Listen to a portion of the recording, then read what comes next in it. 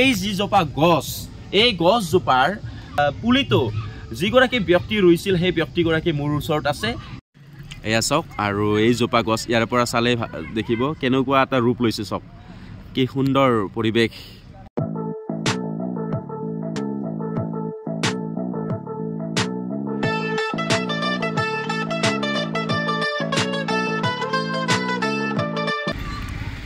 এই বিশাল গছজোপা আপোনালোকে দেখিছেনে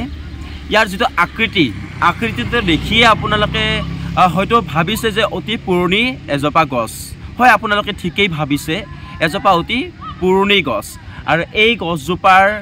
কেন্দ্ৰ কৰি এখন বিদ্যালয় ইয়াত গঢ়ি তোলা হৈছে আৰু এই গছজোপাৰ তলতে যি খেলপথাৰ এই খেলপথাৰত ইয়াৰ স্থানীয় ল'ৰা ছোৱালীসকলে খেল ধূলাও কৰে আৰু বিভিন্ন সময়ত এই অঞ্চলৰ ৰাইজে বিভিন্ন অনুষ্ঠানো ইয়াত আয়োজিত কৰে নমস্কাৰ প্ৰিয় দৰ্শক এটি নতুন ভিডিঅ'ৰ সৈতে আপোনালোক আটাইকে মিডলছ ব্লগ চেনেললৈ স্বাগতম জনাইছোঁ মই বৰ্তমান উপস্থিত আছোঁ নলবাৰী জিলাৰে ক্ষুদ্ৰ বৰচেনিকুচি পাইকাৰকুচিত আৰু এই গাঁওখনৰ যিখন বিদ্যালয় এখন আছে আৰু এই বিদ্যালয়খন হৈছে লুইট একাডেমী বিদ্যালয় আৰু এই বিদ্যালয়ৰ সন্মুখ ভাগত অৰ্থাৎ মূল পথৰ একেবাৰে দাঁতিতে আপোনালোকে দেখিছে এজোপা বিশাল গছ বহুতো থাকে কিন্তু এই গছজোপাৰ পৰা যিবোৰ ঠাল ঠেঙুলি চাৰিওপিনে ওলাই গৈছে এবাৰ আপোনালোকে চাৰিওফালে চাই লওক ইয়াৰ ঠাল ঠেঙুলিবিলাক যেতিয়া দেখিব অলপ আচু হোৱা যেন লাগে চাৰিওপিনে মানে ইয়াৰ পুলি পখালিবোৰ ওলাই পৰিছে আৰু ইয়াৰ তলতে আপোনালোকে দেখিছে যে বিভিন্ন স্থানৰ ল'ৰা ছোৱালীসকলে খেলা ধূলাও কৰে কিন্তু আজি আপোনালোকক মই এটা বিশেষ এগৰাকী ব্যক্তিক লগ কৰাই দিম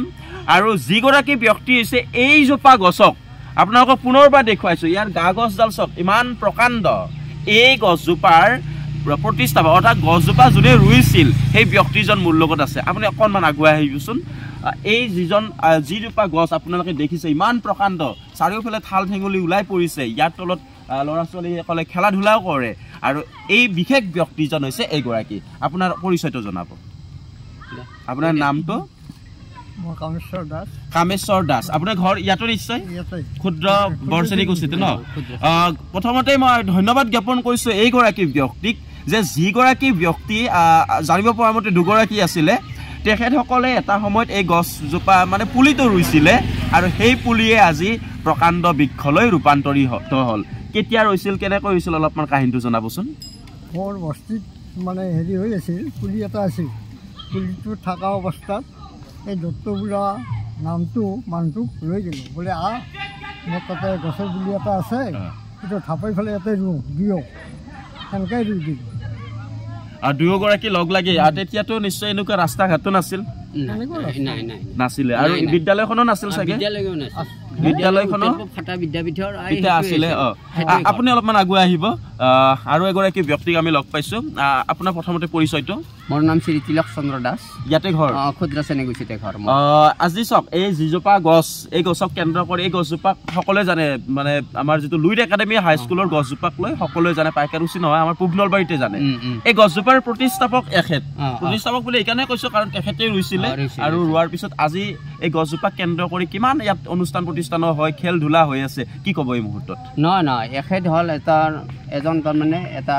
এই গছ পুলি ৰোৱাৰ কাৰণে এখেত এজন ভাল এটা তাৰমানে আমাৰ গাঁৱৰে বা আমাৰ এই অঞ্চলৰে এজন ভাল ব্যক্তি যেনেকৈ আমাৰ অৰ্জুনৰ এখন থান আছে সেই থানখনত এখেতে গছ পুলি ৰোৱা তাত বহুত ৰুচি তাত ৰুচি তাতে যোনডাল অৰ্জুনডাল আছে আমি একেলগে মাটি নিছে একেলগে ৰুইছোঁ অৰ্জুনডাল বহুত ডাঙৰ হৈছে মানে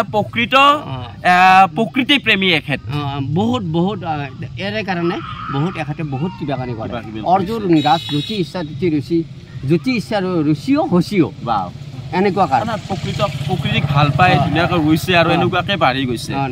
এটা ইংৰাজীত এষাৰ কথা আছিল A tree is equal to 10 sons অৰ্থাৎ এজোপা গছ 10জন পুতেকৰ সমান যদি কোনোবাই এজোপা গছ ৰুব পাৰে গছ পুলি ৰুই ফেলে যদি তাক প্ৰতিপালন কৰিব পাৰে এয়া বহুত মহৎ কাম আৰু আমি জানিব পৰা মতে এখেতে ইতিমধ্যে বহুতো গছ ইতিমধ্যে ৰোপণ কৰিছে অৰ্থাৎ পুলি ৰোপণ কৰিছিল আৰু সেই পুলিবোৰ এতিয়া প্ৰকাণ্ড বৃক্ষ আৰু তাৰে এটা উদাহৰণ কিন্তু এই বৃক্ষডালো আপোনালোকে দেখিয়ে নিশ্চয় ভাবিছে যে ইমান প্ৰকাণ্ড এজোপা গছ আৰু এই গছজোপাক তলতে বিভিন্ন খেলা ধূলা হয় বিভিন্ন সময়ত এই গাঁৱৰ মানুহে ইয়াত অনুষ্ঠান আদি অনুষ্ঠিত কৰে আৰু সেই গছজোপাৰ ৰূপক হৈছে এখেত গতিকে খুব ভাল লাগিল আপোনাৰ এই যিটো কৰ্ম পদক্ষেপ এই পদক্ষেপক আমি শলাগ জনাইছোঁ আৰু আপোনাকো শলাগ জনাইছোঁ যে আপুনি সুন্দৰভাৱে কৈ দিছে তেখেতে যিখিনি কষ্ট কৰিছে কষ্ট কথাখিনিও আপুনি স্বীকাৰ কৰিছে গতিকে দুয়োগৰাকীক ধন্যবাদ জ্ঞাপন কৰিছোঁ আৰু অলপমান আমি ভিতৰলৈ যাম আৰু এই পৰিৱেশ আপোনালোকক দেখুৱাবলৈ প্ৰয়াস কৰিম গতিকে আহক এতিয়া আমি আগবাঢ়িছোঁ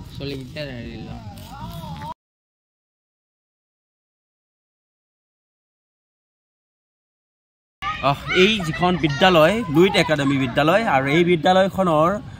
দাঁতি কাষৰতে ৰৈ থকা এজোপা গছ আৰু এই গছজোপাৰে প্ৰতিষ্ঠাপক আছিল সেই কামেশ্বৰ দাস বোলা ব্যক্তিগৰাকী গতিকে খুব ভাল লাগিলে তেখেতৰ মহানুভৱিতাক আমি চেলুট জনাইছোঁ আৰু